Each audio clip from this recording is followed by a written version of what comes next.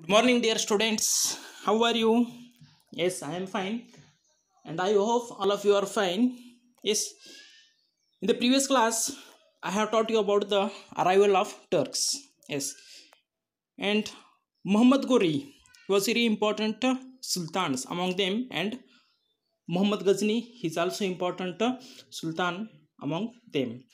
So Muhammad Ghazni he came to power after the death of Alaptagin in 999 Common Era. Yes, and he invaded India 17 times. Yes, how much times? 17 times. Yes, and the famous Somnatha temple and the temples of Saurashtra yes were destroyed during his inventions. Yes, and his aim is that he want to looted the all gold and ornaments of the Indian temples, and he want to destroy all the temples. Yes, so that's why he invaded India for the 17 times, and so many invaded included by the temples only. Yes, and though he didn't build empire in India, his invention showed the way to future Turks invention into India. Yes, and similarly the value of Rajput, who had become weak with the internal rivalries and also got displayed. Then after Muhammad Ghori he came to India. Yes, a Turk dynasty of Shanswani of Ghor region of Afghanistan came to prominence and ended the rule of Ghazni dynasty. Yes, and Yasuddin Muhammad, that is Ghiyasuddin Muhammad Ghor of this dynasty ascended to the throne. That is, he came to power and he sent his younger brother, his name is Mujahiddin Muhammad, yes, for establish Turk rule in India. Yes, and he is called as Muhammad Ghori. Yes, and he started his first invention by besieging Multan. Yes, and he wanted recapture the palaces of Sindh that were under the rule of Muhammad Ghazni. Yes, and he also defeated the Delhi Sultan, Delhi King. His name is Prithviraj Chauhan. Yes, and he defeated Muhammad at Tarain in 1191 Common Era. And then after Muhammad returned to Ghor and again faced the Prithviraj Chauhan III at Tarain in 1192 Common Era. This time he had made a lot of preparation. Yes, in the first Tarain battle in the 1191. So Prithviraj Chauhan defeated Muhammad Ghori. Yes. In the next year, that is the 1192 Common Era, Muhammad returned to Ghor and he came once again to the Delhi and he attacked Prithviraj Chauhan. So in this battle, Prithviraj Chauhan defeated by the Muhammad Ghori. Yes. As the Muhammad appointed his slaves to take care of the areas won by him in India and he got murdered on his way back to Ghori. So this is all about the arrival of Turks. So let us see Delhi Sultan. Yes. So with the departure of Muhammad, his slaves started strengthening their rule in the areas conquered by the Turks. Yes. Qutbuddin Aibak. Yes. Qutbuddin Aibak, you can observe his picture. Yes. So Qutbuddin Aibak, he was a slave who was very close to Muhammad and enjoyed his confidence and made Delhi the erstwhile capital of Chauhans and his center of administration. Yes, as you know, Muhammad Ghori he appointed the his slaves for taking care of areas which was won by him. Yes, so Qutbuddin Aibak he was a slave of Muhammad Ghori. Yes, and the other military generals of Turks who had remained in India accepted Qutbuddin Aibak as their sultan. Yes, so Qutbuddin Aibak he became a sultan. Yes, and Qutbuddin Aibak became the founder of Ghulam dynasty, that is slave dynasty. And the rule of Turk, which started by Aybak, was continued by Khilji, Tughlaq, Sayyid, and Lodi dynasty till the arrival of Mughals. Yes, that is Qutbuddin Aybak. He established the slave dynasty. Then after Khilji dynasty came, and the Tughlaq dynasty, Sayyid dynasty, and Lodi dynasty, they ruled Delhi till the arrival of Mughals. Yes, so let us see Ghulam dynasty. Yes, all the people who succeeded Muhammad Ghori in all the places conquered by him in India were his slaves. That is, the place which are conquered by the Muhammad Ghori, so that place are known as the slave dynasty. And Qutbuddin Aybak, who established the Turks rule in Delhi, was also a slave. Yes, Qutbuddin also a slave. Yes, and his successors were also slaves. Yes, hence their rule is termed as Ghulam dynasty rule. Yes, so all the successors and the sultanates were slave. Therefore, this dynasty is known as the Ghulam dynasty or slave dynasty. Apart from Aybak, Iltutmish, Razia Sultana, and the Balban are important in the Ghulam dynasty. Yes, so Qutbuddin Aybak, he established the Ghulam dynasty. Yes, so apart from him, Iltutmish is also important Sultan, Razia Sultana also important Sultanate, and the Ghiyasuddin Balban. Yes, they are also important sultanates. So let us see Qutbuddin Aybak. Yes, so he laid the strong foundation for the rule of Delhi sultans. Yes, he's very important sultans among the Delhi sultans, and he laid the strong foundation for the rule of Delhi sultans. And Qutbuddin belonged to a family of Afghanistan Turks and was sold to Khaji of Nishapura as a slave by his guardians. Yes, his guardians, they sold to him. Yes, and he became a slave. Aybak received education in Arabic and Persian languages and was also trained in archery, horse riding, and soldiering.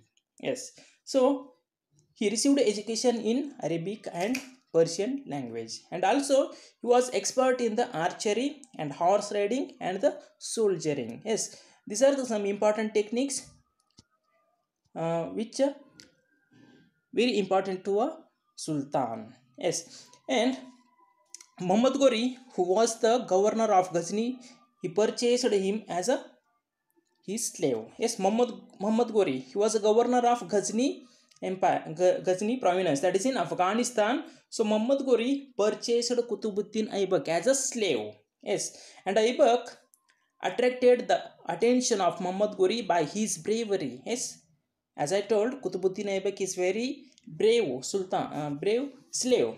Therefore, Muhammad Ghori,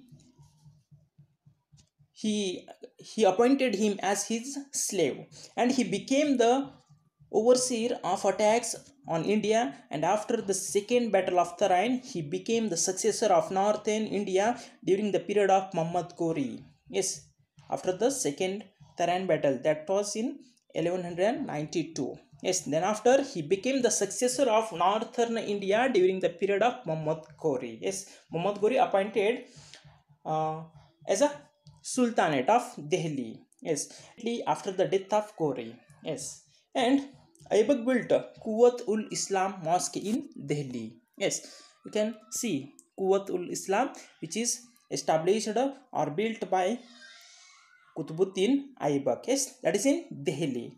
And he also started building Qutub Minar there itself. Yes, the construction of Qutub Minar was started by the Qutbuddin Aybak. Yes, and scholars like Nizami and the Pakhe-Mudabbir were in his court. Yes, there are so many scholars. Among them, Nizami and the Pakhe-Mudabbir, both were in his court. Yes, and a work named Tajul Masir provides information on Aybak. Yes, there is one work, that book name is Tajul Masir, that indicate the information about the Qutbuddin Aybak. So let us see next one important sultan. His name is Iltutmish. As you can see image in your cell phone. Yes. So he belonged to Ilbari family and was a slave to Qutbuddin. Yes, as you know, Muhammad Ghori slave is Qutbuddin Aibak and Qutbuddin Aibak slave is Iltutmish. Yes, and he was the administrator of Gwalior and became the successor of Aibak. Yes, so he was the administrator of Gwalior region and he became the successor of Qutbuddin Aibak. Yes, and Ghazni's king Tajuddin Eldos and since Nasiruddin Kabacha could not tolerate the ascendance of Iltutmish as the Sultan revolted against him. Yes, so Ghazni's king Tajuddin Eldoj and the one more king, that is Sindh region's king Nasiruddin Kabacha. Yes, they are not happy or they are not tolerate for the ascendance of the Iltutmish, and as the reason they revolted against Iltutmish. And Iltutmish defeated them and then conquered Ranthambore, Mandora, Gwalior, Bilsa, Ajmer, Banaras, and Kanauj. Yes, when Ghazni's king Tajuddin Eldoj and since Nasiruddin Kabacha attacked on the Iltutmish, Iltutmish defeated them and he conquered the places Ranthambore, Mandora, Gwalior, Bhilsa, Ajmer, Banaras, and Kanauj. Then after Mongolians, yes, invaded India for the first time under the leadership of Genghis Khan. Yes, so Mongolians, they invaded first time. Yes, under the leadership of Genghis Khan. Yes, and Iltutmish made them to retreat successfully. Yes, so Iltutmish he defeated them very successfully, and this achievement of Iltutmish made the Caliph of Baghdad to issue a letter bestowing administrative power to him. Yes, and then after Iltutmish divided his kingdom into iqtas and appointed iqtadaras to run administration. Yes, so he has very vast kingdom. So he divided his kingdom into a iqtas, that is province, yes, provinces, and appointed iqtadaras, that is provincial officer to run the administration. Yes, and he appointed a group of 40 sardars to advise him in administrative issues. Yes, and also he appointed a group of 40 sardars. Yes, so for the purpose of helping in administrative issues, and the prime minister and the judges used to advise him. Yes, the prime minister and judges, they are helping to the, or they were giving the some suggestion to the Iltutmish. And Iltutmish brought gold and silver coin into circulation. Yes, and also he completed the construction of Qutub Minar. Yes, and which was started by Qutbuddin Aibak. Yes, so the construction work of Qutub Minar is started by the Qutbuddin Aibak and that is completed by Iltutmish. Yes, so let us see Razia Sultana. Yes, she was a first and last woman Sultan of Delhi. Yes, so as Iltutmish's son Rukmuddin Firoz was incompetent and his daughter Razia Begum became his successor. Yes, so Iltutmish's son name is Rukmuddin Firoz, but he was not able to rule. Therefore, his daughter became a successor after the death of Iltutmish.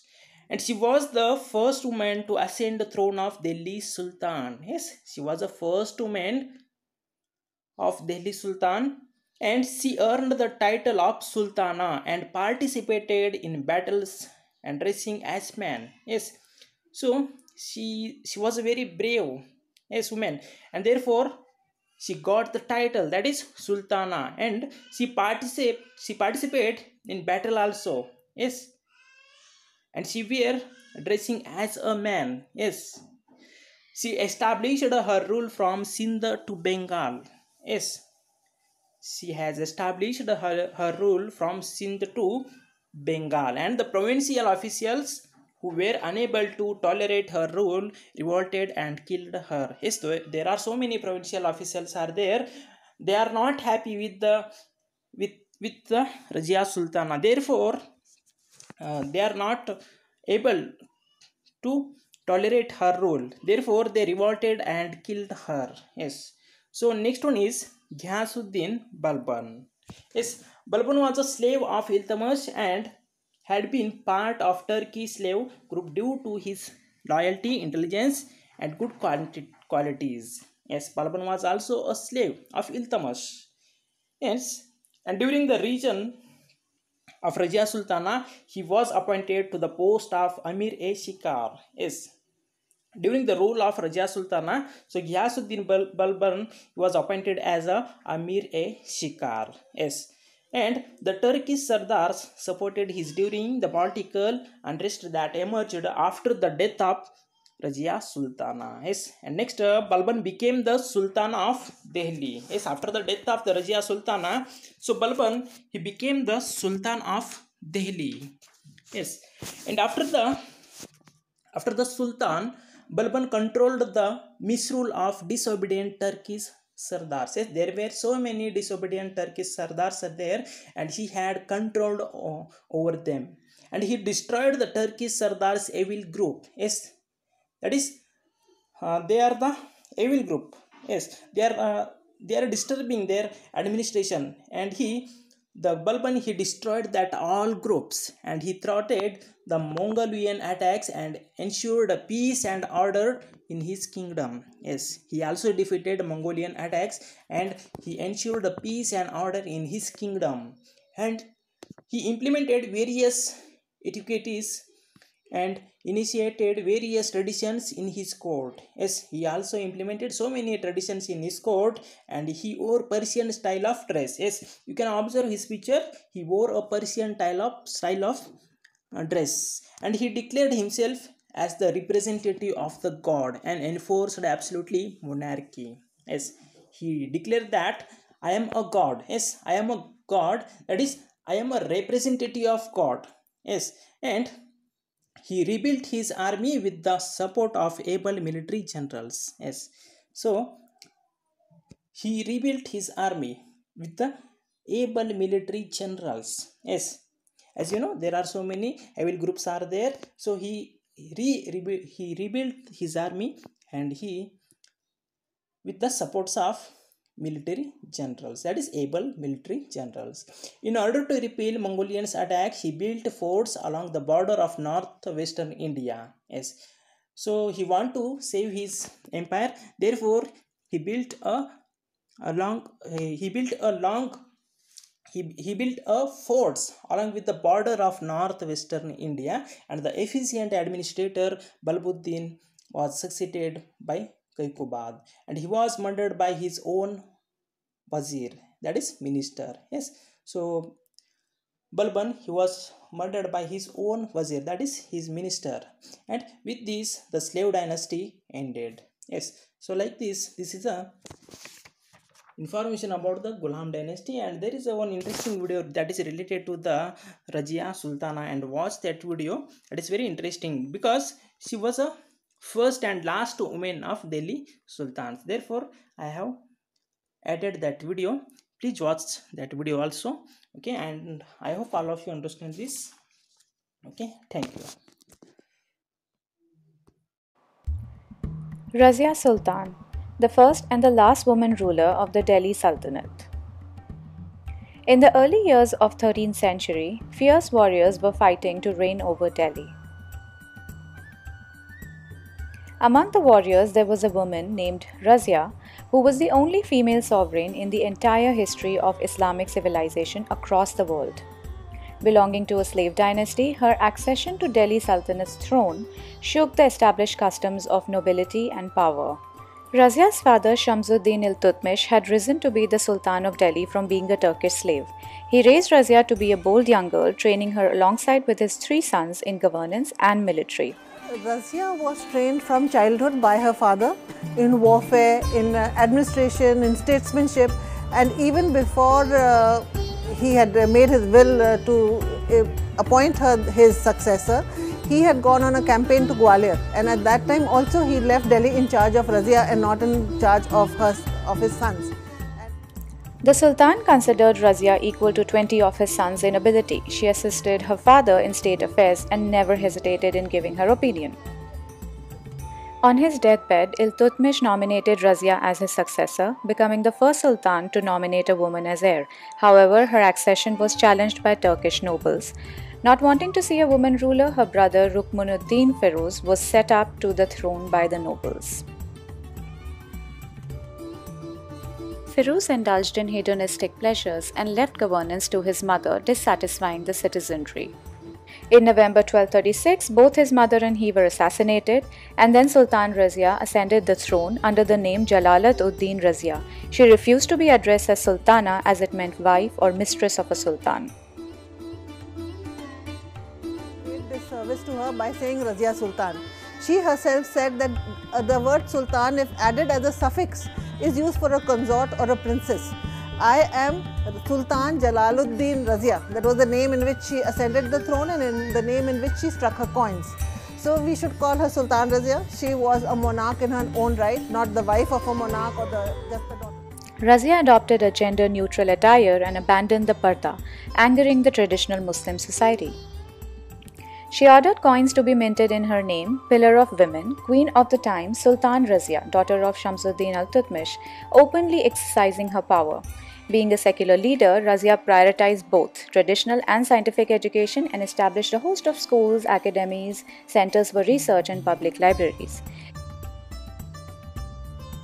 Despite her welfare schemes, her rule did not please the Turkish nobles, who could not accept being ruled over by a woman. They made a plan to revolt against her, and so her opponents cast rumors about her relationship with one of her stable managers, who was an Abyssinian slave, Jamaluddin Yaqut. And so an Abyssinian slave being given such an important position as being made the head of the stables, which is again an essential part of our army, and also he is a mentor to the Sultan, would itself be objectionable, and that is one of the main reasons that was used, that was I think that went against her. The fact that she had the independence and she had the guts and the courage to go against the Chehelghani Turks, who were all powerful in them. This angered Malik Ikhtiaruddin al-Tunya, her rumored childhood lover. He conspired a coup against Razia, imprisoning her at Kela Mubarak and helping her brother Muizuddin Behram Shah take control of the throne. However, Al-Tunya and Razia later got married. Some believe they fell in love, while some believe she did it to avoid death. And she went to Bhatinda and she fought with Malik Al-Tunya. He imprisoned her, and later on she sent a proposal, or he sent a proposal, I don't know how it happened, but anyway they decided to join forces together and she got married to him. So the fight, whatever was a political one. The marriage may have been a political alliance. In 1240, Razia and her husband Al-Tunya decided to seize and reclaim the lost kingdom from her brother. However, they were defeated in the ensuing battle and fled Delhi. They were caught midway and killed by a band of men believed to be her brother's conspirators. Sultan Razia died at the young age of 35 on 13th October 1240, after only reigning for 4 years. Remember her legacy and share this video.